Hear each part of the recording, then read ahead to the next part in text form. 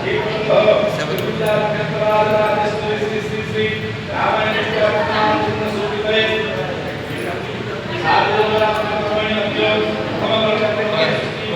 देवी सर्वभूतेषु शांतिरूपेण संस्थिता नमतस्यै नमतस्यै नमतस्यै नमो नमः।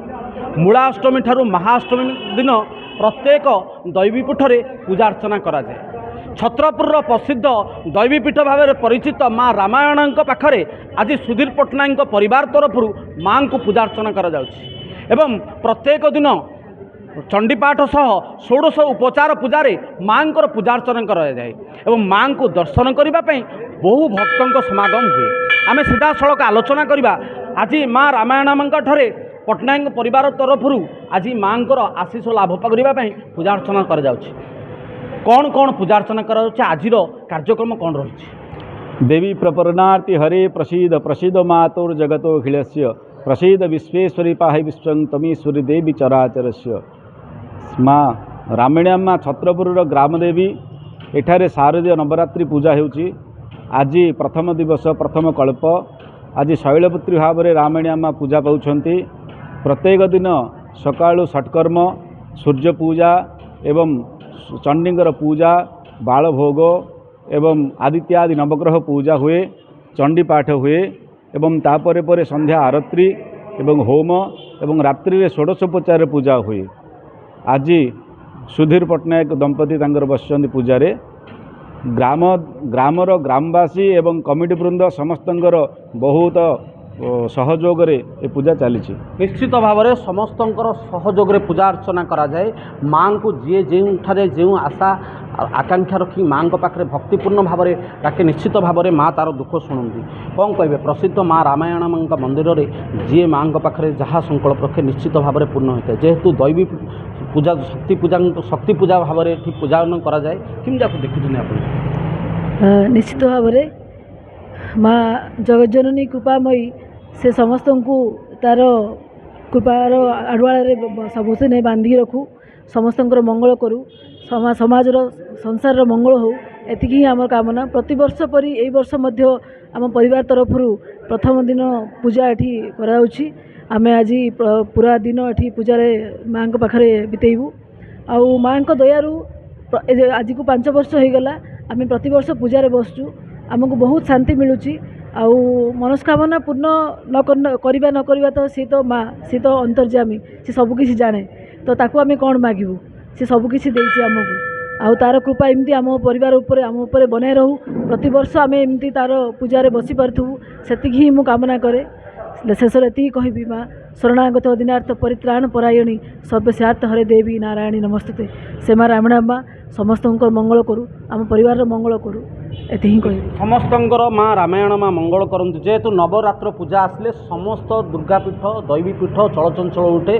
माँ को दर्शन करने रामचंडी कहतु तरातारिणी दक्षिण काली माँ रामायण माँ समस्त भक्त मान आसती माँ आशीष लाभ कर। आज भी आपण परिवार तरफ माँ को पूजा अर्चना करमती आप देखुं। प्रथम करी समस्त को शारदीय नवरात्रि उपलक्षे अनेक अनेक अभिनंदन। ये जो माँ रामायण माँ ये छत्रपुर ग्रामर अधिष्ठाता ग्रामदेवी प्रतिवर्ष भली यही वर्ष मध्य शारदीय नवरात्रि उपलक्षे प्रथम दिन पूजा आम परिवार द्वारा संपन्न करा जाउछि।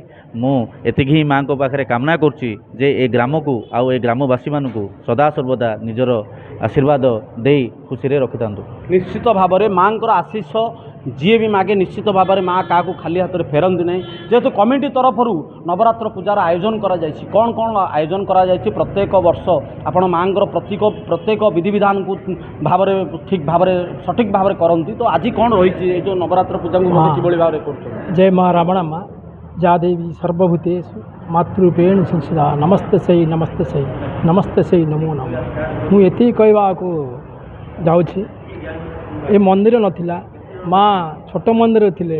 आज जी आमर सुधीर भाई कर पिता स्वर्गत प्रभाकर पट्टनायक मते अनुरोध करते मुझे कमिटी उपसभापति थी बर्तमान भी अच्छी भाई माँ का पाखे नवरात्र पूजा करवा मु सब प्रकार सहयोग करी मत अनुरोध करते मु अनुरोध करी आमर एस राममोहन राव आउ के आदिनारायण को उपस्थापन करी से मत सहयोग करी 3 जन व्यक्ति ନବରାତ୍ର ପୂଜା ଆରମ୍ଭ କରିବା ପାଇଁ କହିଥିଲେ।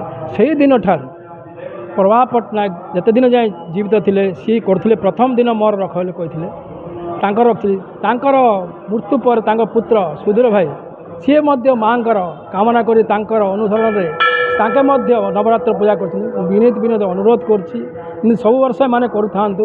ମାଆଙ୍କର ନବରାତ୍ର ପୂଜା ବି ସବୁ ବର୍ଷ ହୋଇଥାଉ। ଏତିକି ମୁଁ ଜନସାଧାରଣ ଅନୁରୋଧ କରୁଛି, ଏ ନବରାତ୍ର 9 ଦିନ ଯାକ ମାଆଙ୍କର କରୁଣା ଲାଭ କରି ପ୍ରତ୍ୟେକ ଦିନ ମନ୍ଦିରକୁ ଆସି ଦର୍ଶନ କରନ୍ତୁ। ସନ୍ଧ୍ୟା ଆଳତୀର ବ୍ୟବସ୍ଥା ସବୁବେଳେ କରାହେଇଛି, ସମସ୍ତେ ଆସନ୍ତୁ, ସନ୍ଧ୍ୟାବେଳେ ଦର୍ଶନ କରନ୍ତୁ। ପ୍ରସାଦ ସେବନର ମଧ୍ୟ ବ୍ୟବସ୍ଥା କରିଛି, ଆସି ଭୋଗ ଖାଇ ସମସ୍ତେ ଯାଆନ୍ତି। ମୁଁ ଏତିକି କହି ବିଦାୟ ରହୁଛି। ନିଶ୍ଚିତ ଭାବରେ ଆମେ ସିଧାସଳଖ ଆଲୋଚନା କରୁଥିଲେ ଭକ୍ତମାନଙ୍କ ସହିତ। ଭକ୍ତମାନଙ୍କର ଯେହେତୁ ନବରାତ୍ର ପୂଜାର ଆଜି ପ୍ରଥମ ଦିବସରେ ମାଆଙ୍କୁ ଦର୍ଶନ କରିବା ପାଇଁ ସମସ୍ତେ ଦେଖୁଛନ୍ତି। ମୁଁ ଅନୁରୋଧ କରିବି ଆମ କ୍ୟାମେରାମ୍ୟାନ୍କୁ ଯେଭଳି ଭାବରେ ଦୀପ ମାଆଙ୍କ ପାଖରେ ଲଗାଇବା ପାଇଁ ଯେଉଁ ମାନସିକ କରିଛନ୍ତି, ମାନସିକଧାରୀମାନେ ଆସୁଛନ୍ତି ମାଆଙ୍କ ପାଖରେ ଦୀପ ଲଗାଉଛନ୍ତି। ମା ରାମାୟଣ ମା ଛତ୍ରପୁରର ପ୍ରସିଦ୍ଧ ମା ଠାକୁରାଣୀ ମନ୍ଦିର ଏବଂ ମାଆଙ୍କ ପାଖରେ ପ୍ରତ୍ୟେକ ବିଧିବିଧାନ ଅନୁସାରେ ପୂଜା ଅର୍ଚ୍ଚନା କରାଯାଏ। ମାଆଙ୍କୁ ଯିଏ ଯେଉଁ ଆଶା ଆକାଂକ୍ଷା ରଖେ ନିଶ୍ଚିତ ଭାବରେ ମା ଆଶୀଷ ଲାଭ କରନ୍ତି। ତେଣୁ ଆଉ ଏଇ ପ୍ରଥମ ଦିବସୀୟ ପୂଜା ଆଜି ଏବଂ 9 ଦିନ ପର୍ଯ୍ୟନ୍ତ ଏଠି ପୂଜା ଅର୍ଚ୍ଚନା ଚାଲିବ ଏବଂ ପ୍ରତ୍ୟେକ ଦିନ ଚଣ୍ଡୀପାଠ ହେବ ଏବଂ ଷୋଡ଼ଶ ପୂଜା ଉପଚାରକ ପୂଜାରେ ମାଆଙ୍କୁ ପୂଜା ଅର୍ଚ୍ଚନା କରାଯିବ। ଭକ୍ତମାନେ ଆସିବେ, ମାଆଙ୍କର ଆଳତୀ ଦର୍ଶନ କରିବେ ଏବଂ ମା ନିଶ୍ଚିତ ଭାବରେ ସମସ୍ତଙ୍କୁ ଆଶୀଷ ଲାଭ କରିବେ। ଛତ୍ରପୁରରୁ ସନ୍ତୋଷ ମିଶ୍ରଙ୍କ ରିପୋର୍ଟ, ଭାଗ୍ୟପ୍ରଭା ନ୍ୟୁଜ୍।